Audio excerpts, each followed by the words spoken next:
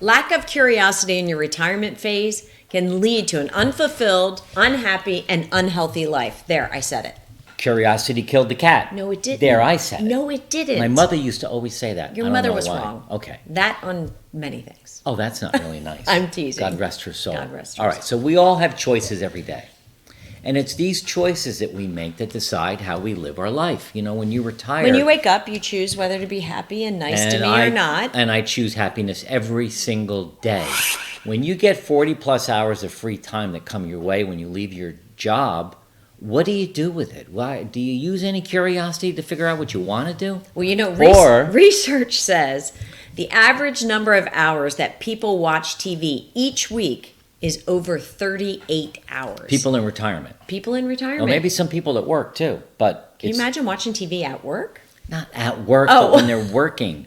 But that's going to lead to a sedentary lifestyle. And we're not judging here. We're just stating the way it is. If you're watching TV 38 or 40 hours a week, what's going on? So let's talk about 4 reasons why having a curious mind will benefit you in the long run. And in the end, we're going to share a process, maybe 5 steps? 5 steps on how to kickstart a curious mind. Both of us during our career, we were very curious, right? We were. Curious about work, Yeah. about In fact, health. I used to get kind of dinged in performance reviews for always asking so many questions and being curious.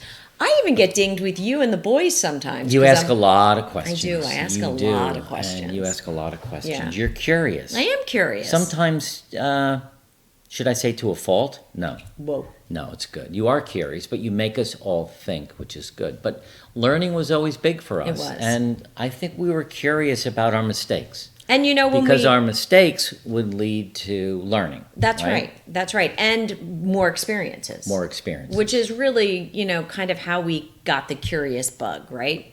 We were semi-retired in 2018 and we took a really long break from learning and curiosity, didn't we? Kind of, yeah, we did. We did a lot of travel. We went to Florence, London, Lisbon, and Barcelona.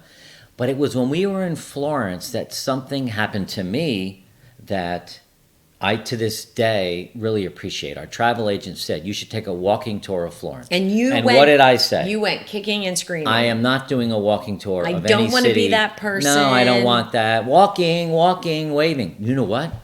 It was the freaking greatest experience ever. It was just you, wonderful. me, Maddie, and our own Tour guide. Yeah. Unbelievable. It's now opened my eyes to being curious about, well, in Florence, it was the Duomo, the Medici brothers, history of the city. Now I'm like a history buff. Yeah, and it really was a shift in mindset for you at that time where learning for all those years, you know, almost 40 years in your career was about the business. Right. Now it was learning about the world, Yeah, right? because we have more time. So before we jump into the 4 benefits of having a curious mind, if you guys are enjoying this, do us a big favor because we want to spread the word. Share this video or other videos with your friends. Make sure you subscribe by clicking the subscribe button. And join our free Facebook community. We go live there every week on new current topics. Now, we have nearly 1,000 people in that community, and it's really intimate, and it's a really good chance to get closer to Jody and I to hear, to get to know us a little bit better. Yeah, definitely. So, benefit number 1 has to do with your brain. A curious mind, there's new science that says if you're working your brain, the outer part, the cortex, which has billions of nerve cells and neurons, can almost regenerate itself, right? I didn't know that.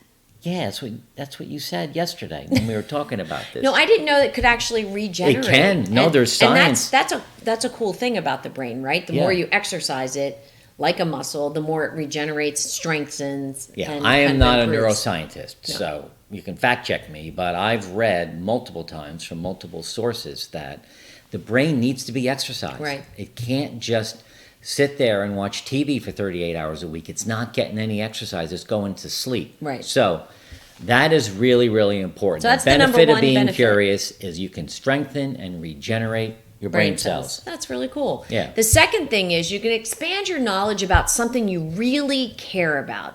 You know, I know you really care about retirement, you really care about history, you really care about serving others, and you're constantly curious about what's the next latest trend in those areas. I am, and I read so many books on it. I just love it, and I write about it and journal about it. It's awesome. It is. And you do videos about it on your own. Well, without I have the men's us. wisdom circle, Right. which is kind of cool. That's different. And That's kind of cool. That is very cool.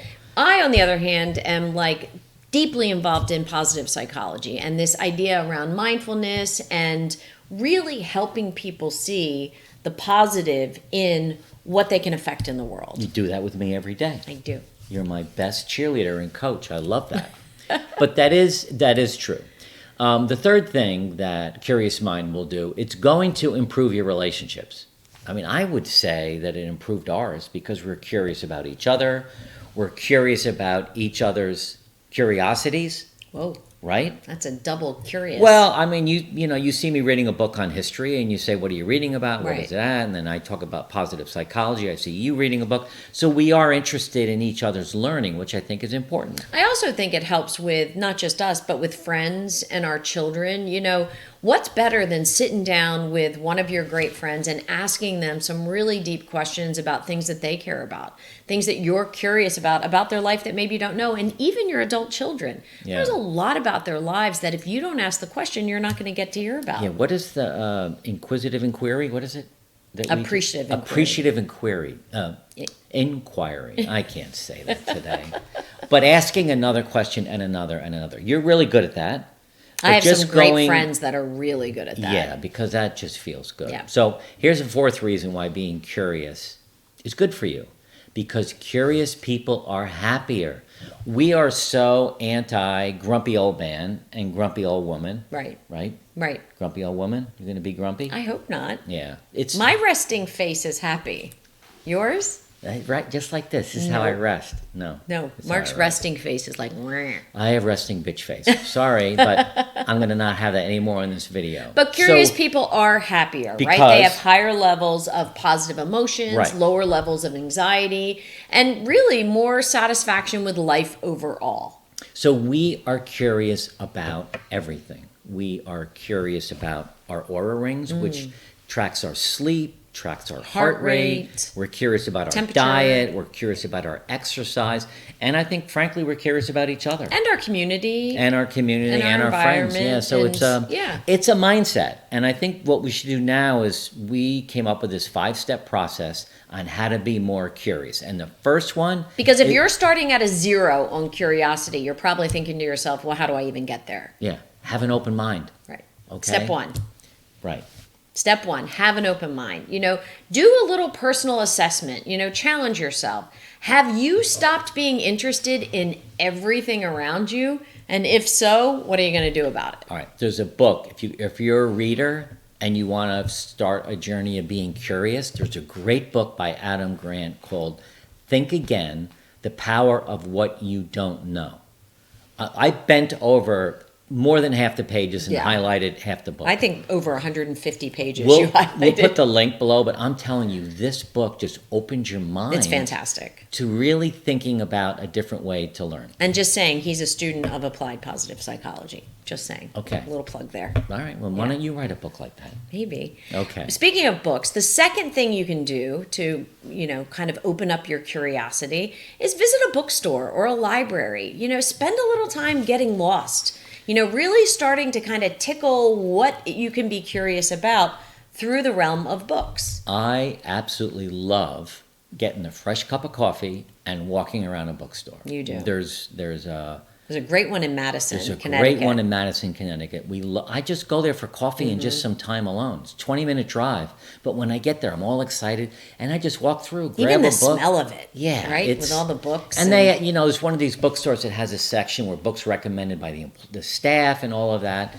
It is a fabulous way to open your mind and start thinking a little bit more about being curious. All right, so curiosity. How about starting a hobby? The third thing, right? Become a student of that hobby. You know, we started boating together, gosh, a long time ago. 20 years ago? No, 15 years ago?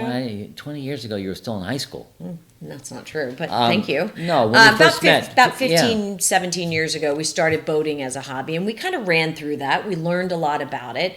You know, I picked up golf recently as a Yeah. hobby, which I love. We picked up pickleball together Yeah. as a hobby, which we're still learning. And I the- have the yoga thing- as my personal hobby. Yeah, so the thing about these hobbies is we do it together. We don't do yoga together, but you're also being active. Right. And we're curious about what yoga does for your body, what golf does for our Well, body. you have what cooking as a hobby. I do, And I'm I the do. recipient of many of those good meals. Oh, that's so nice that you say that. I'm hoping you'll cook tonight. I am cooking tonight Yay. in my new Smithy cast iron 14-inch Okay, that's a skillet I whole got for nother Father's topic. Day. The fifth Volunteering. thing, yes. Volunteering is another way to be curious. Get out. Go out and volunteer for a cause that you really care about and that you like. You're going to meet wonderful people and you're going to feel good. Right? And learn from that experience You're as going to well. learn from that experience. So I think curiosity is an absolutely marvelous trait. Just be as curious as possible on everything. Don't think you can't learn anything new, because you can. Being curious is actually fun. It can bring you a wealth of new ideas and activities, and you can thrive in retirement as a curious adult. Now, we hope you like this video, because you're really going to like this next one called Make Your Time Matter. We have more time in retirement. We talked about in this video how to make sure it's quality time and you don't squander it, and you can be curious with all this free time that comes your way.